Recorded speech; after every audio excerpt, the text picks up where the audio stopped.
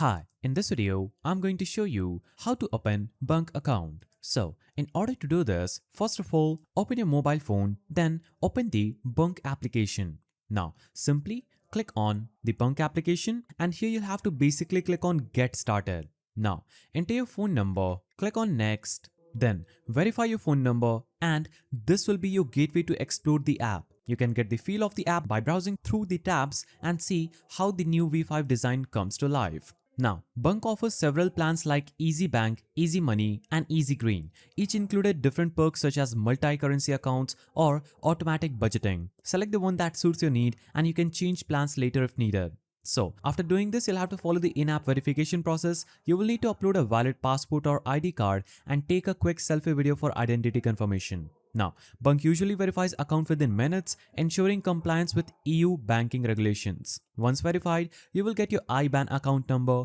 You can fund your Bunq account via bank transfer, debit or credit card, or Apple Pay or Google Pay. This activates your account and lets you start making transactions right away. If you want physical card, go to card section, click on order card in app, then you can also activate a virtual card instantly for online shopping or digital wallets. If you found this guide helpful, please don't forget to give it a thumbs up and thanks for watching.